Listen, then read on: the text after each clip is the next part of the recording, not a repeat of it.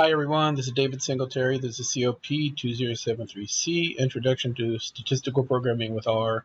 This is Module 8. In this module, we'll cover confidence intervals, hypothesis testing. This includes the student's t-test, and then we'll talk about doing ANOVA, which is analysis of variance. Let's start off with sampling distributions and confidence intervals. As I mentioned in Module 1, using a full population is not a practical consideration for doing statistics. We usually use sampling distributions, which are smaller than the entire population. Remember that parameters are the data we calculate with population distributions, whereas statistics are what we calculate with sampling distributions. One example of a sampling statistic is the mean, which we refer to as x bar instead of the Greek letter mu that we referred to earlier. Since we have a smaller number of observations, the variability of our sample can decrease also compared to the full population. Standard deviation in a sampling distribution is known as the standard error. So before, where we had sigma for our standard deviation, we have what we call sigma x bar for our sampling distribution standard deviation. So the formulas we use for sampling distributions vary. It depends on the raw data and the availability of the population parameters and the size of the sample. So when we have a normal population distribution and we know the standard deviation of the population, then we know that the distribution of the random sample is normal also. You can use a formula to calculate the standard error using the known standard deviation, where sigma of x bar is the standard deviation of the population divided by the square root of the sample size. So again, this is when we know the standard deviation of the population. So here's an example of calculating the probability. This is an example from your textbook. Suppose the daily max temperature in January in New Zealand follows a normal distribution. The mean of the population is 22 degrees Celsius, and the standard deviation of the population is 1.5 degrees Celsius. So what's the probability that a randomly chosen day in January has a maximum temperature of less than 21.5 degrees? And then if we take a random sample with a sample size of 5, what's the probability of that temperature being less than 21.5 degrees from that random sample? So we calculate the probability of the population using our p-norm function that we covered in the last module. Remember, this is the cumulative area of the curve under the values that go up to 21.5, assuming we're using that lower tail argument in the p-norm. We have our population mean, we have our standard deviation, and this gives us about a 37% probability that any randomly chosen day in January has a temperature of less than that 21.5 degrees. To calculate the sample probability from the sample size of 5, again, using p-norm, we have the maximum temperature value, 21.5. So we provide the temperature value, again, the population mean that we know, and then we have to take that modified formula for the standard error. So the SD is the standard deviation argument, the named argument we provide to p-norm. And so we provide the population standard deviation divided by the square root of the sample size, which is 5. And you see the probability that the temperature will be less than that value from that random sampling of 5 days is about 23%. Confidence intervals let us specify a percentage value, and given that percentage value, calculate the upper and lower bounds of a parameter with the given confidence.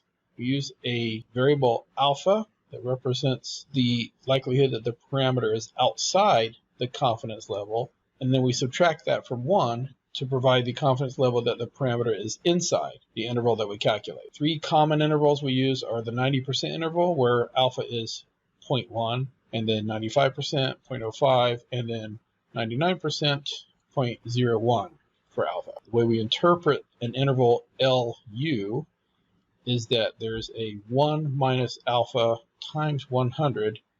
So this is the calculation that the parameter lies somewhere between the lower and upper bound. So to do this in R, we can create a simple random sample, 10 graduated students with their annual salaries.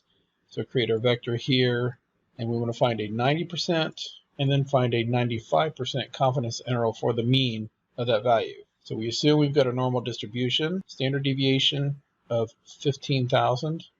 We want to calculate the sample mean, which is x bar, And we're just using the name x bar here as our variable name. We obviously can't put a bar over an x for variable names in R, and so we just do something that is meaningful for us because we pronounce the sample mean as x bar, then just call the variable x bar. To calculate the confidence interval, we have the sample mean plus or minus, because remember we go with a lower and an upper bound, so plus or minus the z-score of alpha divided by 2. Half of that alpha value. So in this case, given sample size of 10, that's the number of elements we have in our vector up here, and a standard deviation of 15,000, remember we have to use the standard error, which is the sample standard deviation. That's the special name for it. So the confidence interval Ci of this alpha value is x bar, which is our calculated sample mean, plus or minus the z-score of alpha over 2 times standard deviation divided by the square root of the sample size, which calculates our standard error. So repeating that formula here for reference, then to do our 90% confidence interval, alpha then is 0.10. We use the Q-norm function to get the z-scores of alpha over 2. So in other words, 0.1 divided by 2 is 0.05. So Q-norm of 0.05 gives us a z-score of negative 1.644. Calculate the sample mean by using the mean function of our vector. So x bar is 14,277. And then calculate our standard error. So this is going to be the standard deviation of the population divided by the square root of the sample size, which is 10. So our standard error is 4743. So to calculate our lower and upper confidence interval bounds, we have the sample mean, x bar, plus the z-score, because remember it's plus or minus, so plus the z-score, times the standard error value, which was 4743. That gives us a lower confidence interval value of 6479. So with a 90% certainty, we can say that this is the lower bound for this sample. And then we do the minus version. So x bar minus the z-score times the standard error. Remember, our z-score was a negative number. So minus a negative is going to be plus. And we use a sample mean with that z times standard error and get 22,075. So this is the upper bound. So the 90% confidence interval for this sample, for the mean, is a lower bound of 6479, upper bound of 22076. So with 90% confidence, we can say that it will fall somewhere within that range. Now, if we want to do it for 95%, we just change alpha 0.05, so now half of alpha is 0.025. Do our Q-norm function. This is now our z-score, negative 1.95. Lower and upper CI bounds. X bar, the sample mean, plus z times the standard error is, with this new z-score, 4980. And then the upper bound is 23,574. So here's the 95% confidence interval for this sample. So you notice here the 4981, the previous calculation was 6479, 22076, which is a difference of about $16,000. Whereas here, the difference is somewhere around $19,000. So the range is larger because to go with a higher percentage of confidence in that range, we have to extend the size of the range. And so that's the result of this calculation we've just done. So it's a trade-off you get for going with a higher confidence interval. So you can imagine a 99% confidence interval would be an even bigger range for this calculation. Now let's look at some hypothesis testing and talk about how we do this in R. Hypothesis testing is where we define a null and an alternative hypothesis, H0, HA, or H0 and H1, different ways we can notate it. The null hypothesis is our baseline, and we assume that as true initially. And then the alternative hypothesis is the thing that we're trying to prove. We're testing it against the null hypothesis.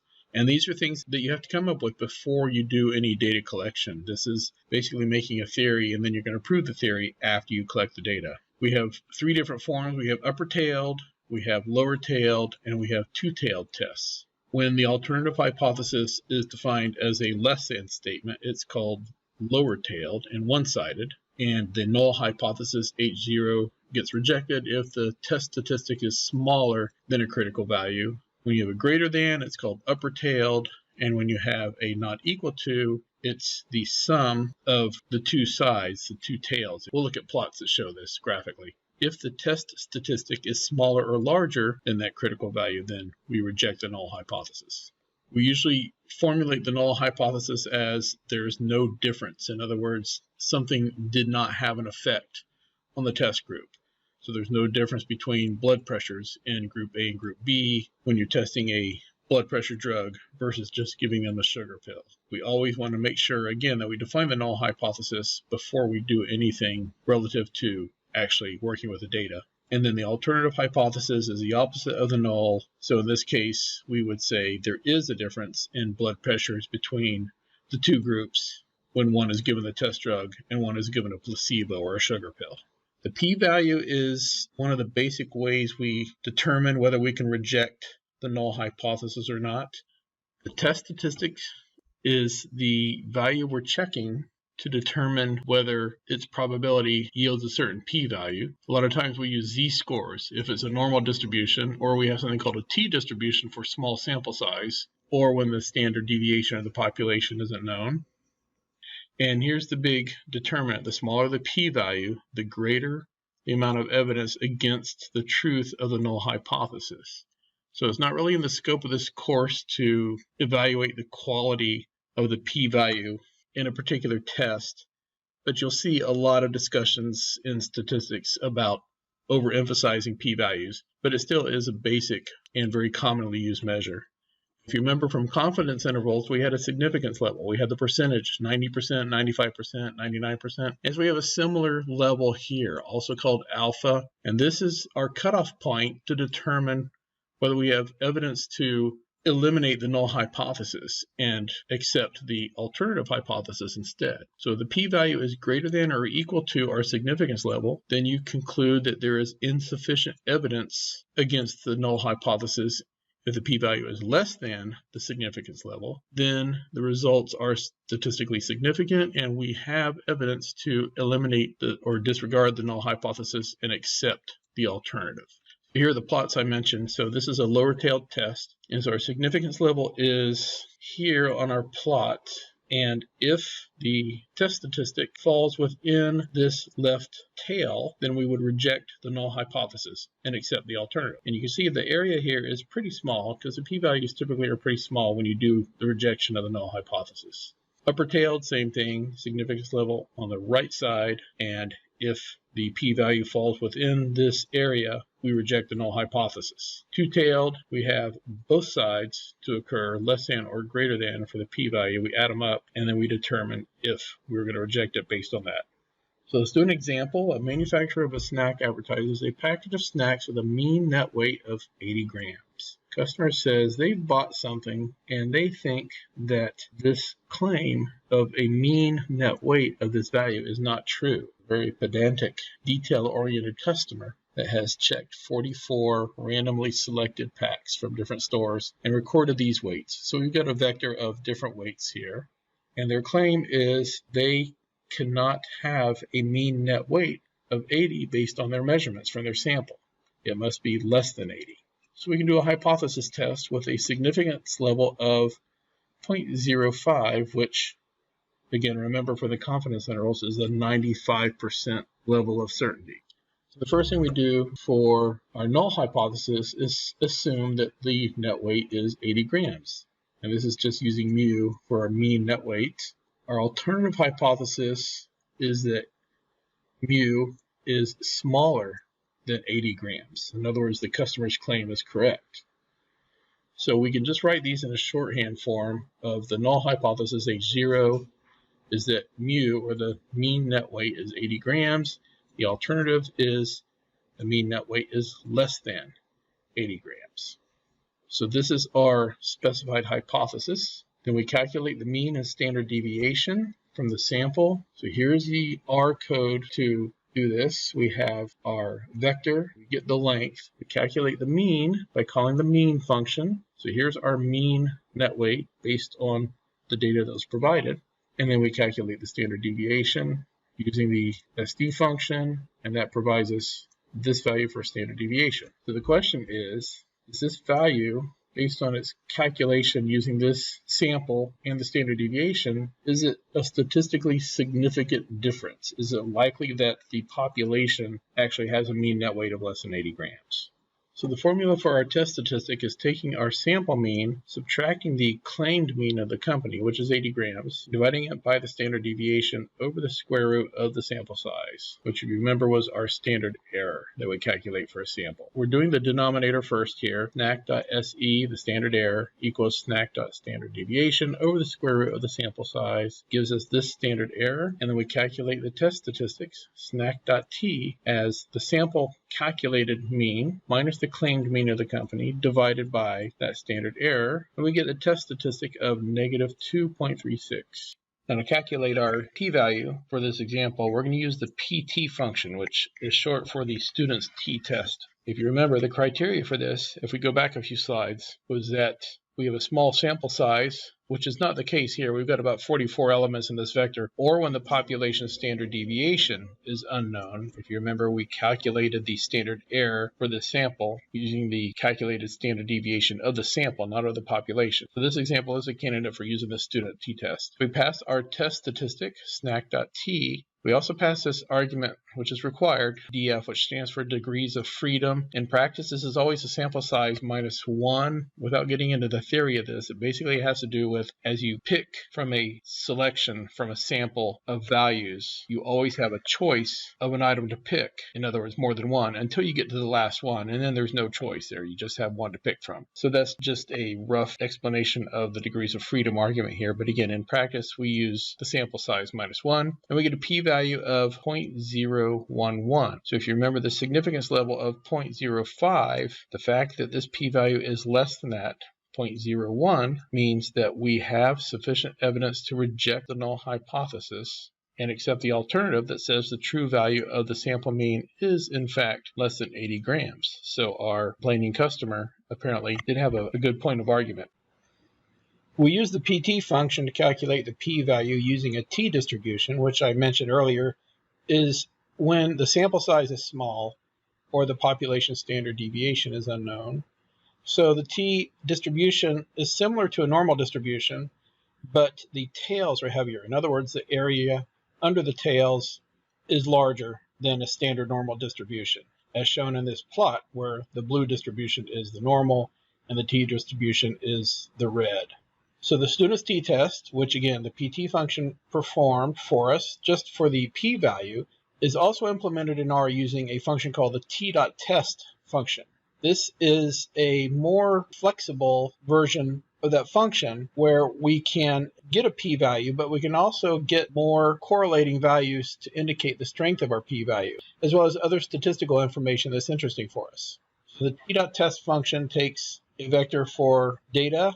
It also allows another vector to be specified to compare the means of the two samples. And then we have some other arguments, for instance, the true mean value, the specialized paired t-test. Notice this alternative argument lets us specify if it's a two-sided, which is the default, or a right-tailed or left-tailed test. And it's just a string where we specify the type of test we want, two-sided or less or greater. The default confidence level is 95%.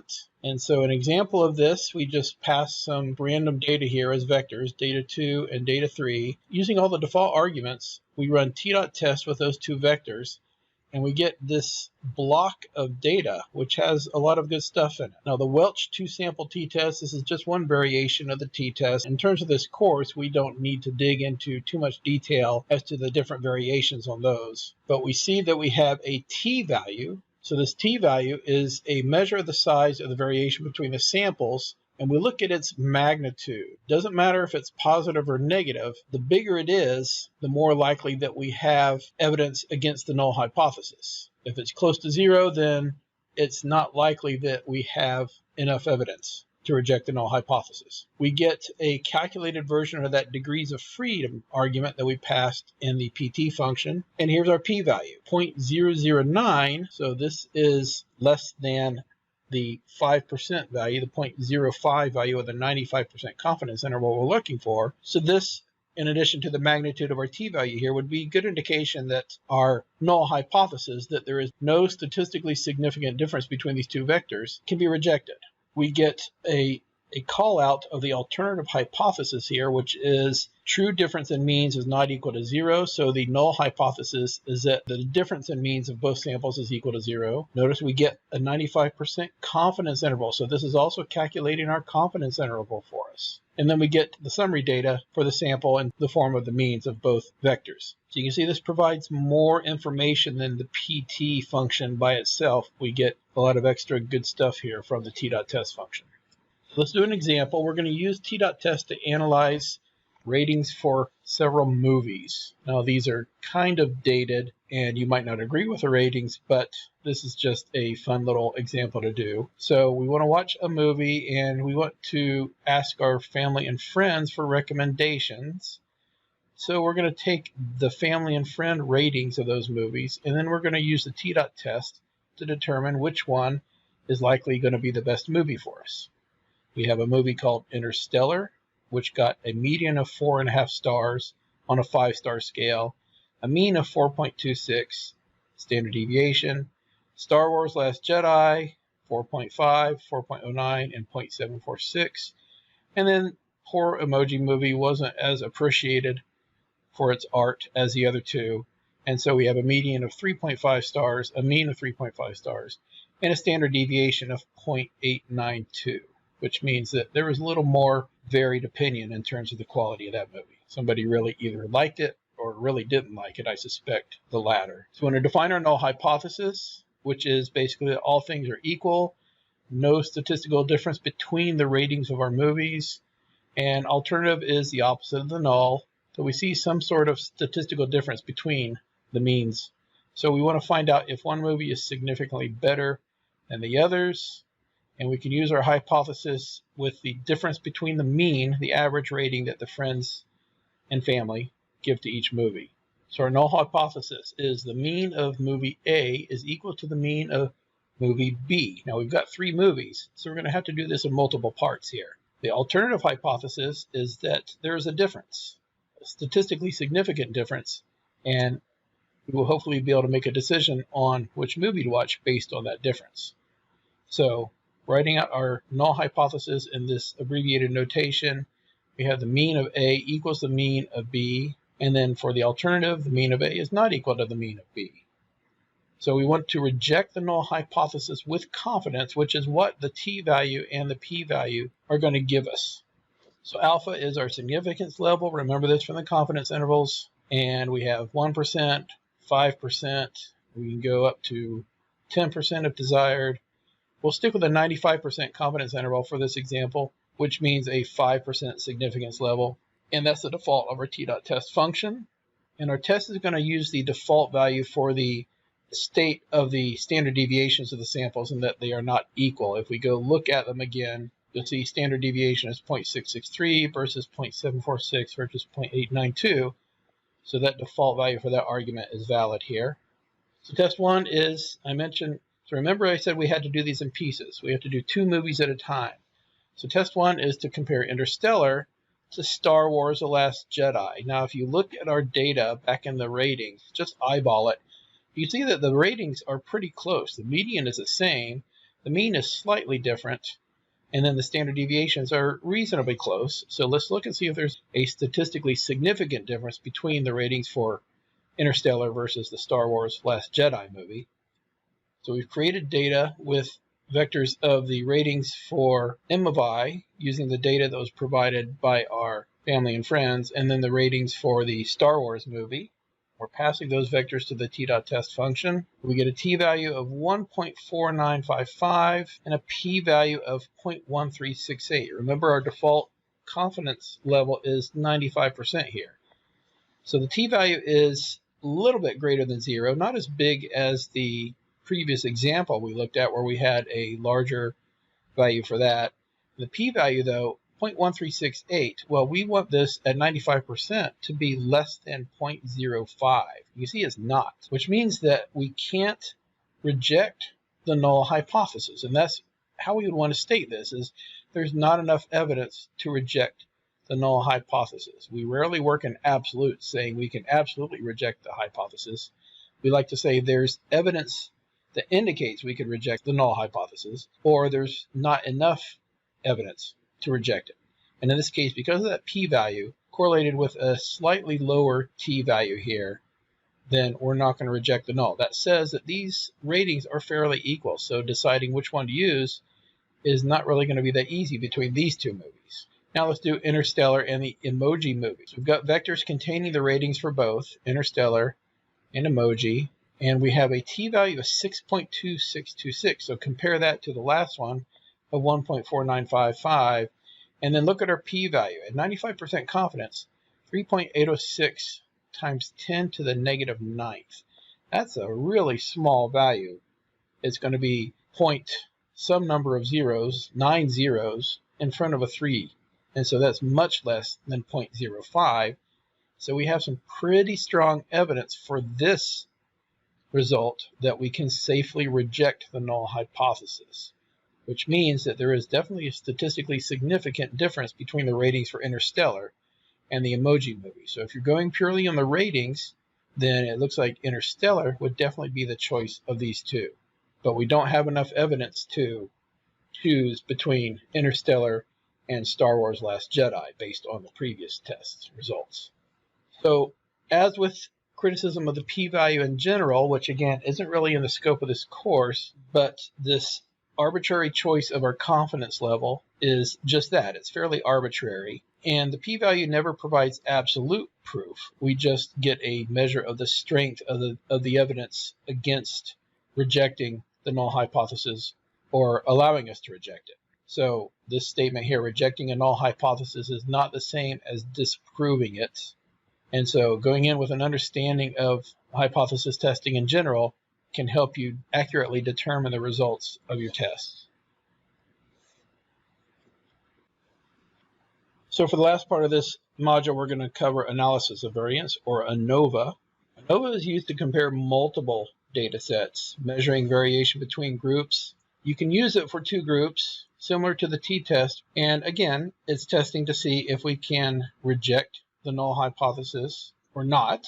It will give us information to make that determination, but it won't tell us where the difference comes from. If we're measuring multiple groups, it's not going to tell us where the groups are differing, just that there is a statistically significant difference between them. Now, ANOVA uses this F test, which is like the t-test with its t-value, going to provide us an F value. And so what we're looking for here is F being larger than 1, and then we're going to get a corresponding p-value for the probability of F being greater than or equal to the observed value. And null hypothesis rejected if the p-value is less than or equal to significance level, so same stuff here that we're familiar with already.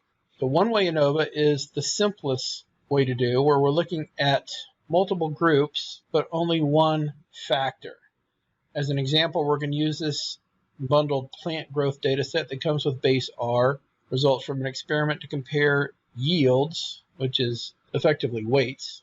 If we do a help on the data set itself to see it's a data frame, 30 cases of two variables, where the variables are a group factor and then a weight. And then the group levels for that factor are the control group, treatment 1, and then treatment 2. If we summarize the data with the structure function, we'll see again, it's a data frame, 30 observations, 2 variables. Here's the weight numeric data. Here are the group level values.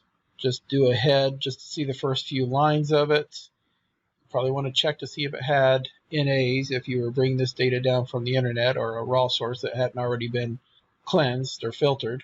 And we can run summary statistics and get the minimum and the quantile values for the weights. And then we see that there are 10 observations in each of the groups that are provided as a factor. Do a box plot of the data, compare the 3 groups. Here's the control, here's treatment 1, here's treatment 2. If you visualize this, it looks like, well, treatment 1 might be kind of similar to the control, but over here it looks like there's a pretty good sized difference, and it's going to compare all 3 of these to determine if there's a difference. So we want to know if there's a statistically significant difference between the average weights for all 3 factors in the data. Before we do this, we need to look at this strange notation here that I'm using in the box plot function.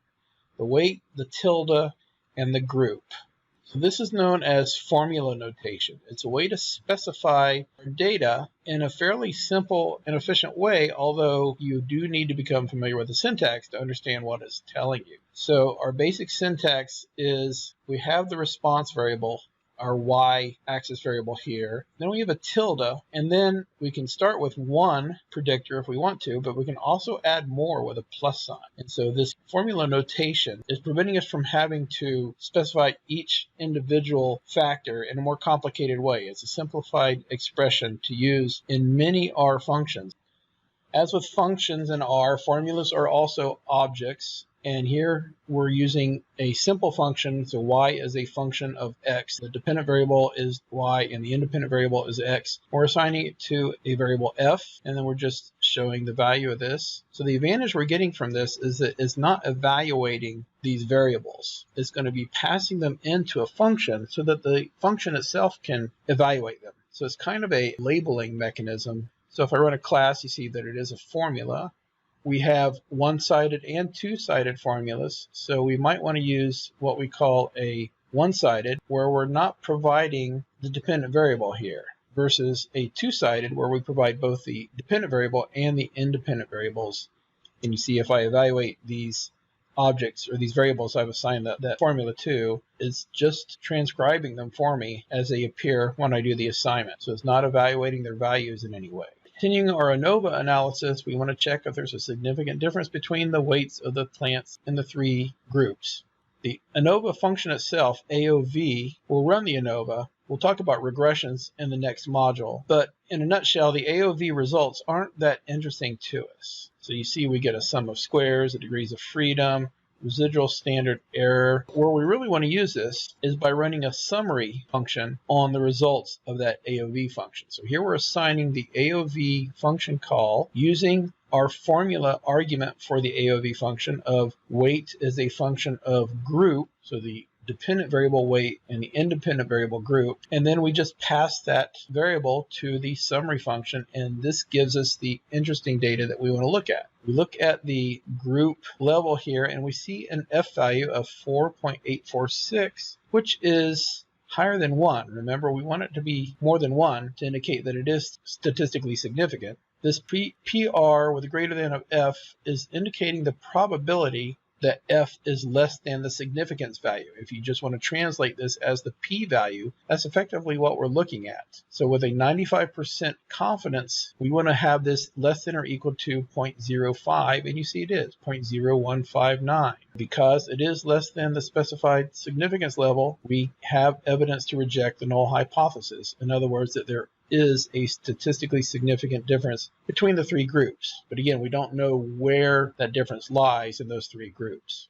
There's also a multiple factor ANOVA where we have more than one group of data we're comparing against, not in the scope of this course, but you can go 2, 3-way ANOVAs, and they can get fairly complicated. But this is a case where when you have these multiple factors, a one-way ANOVA isn't going to be sufficient to determine the difference.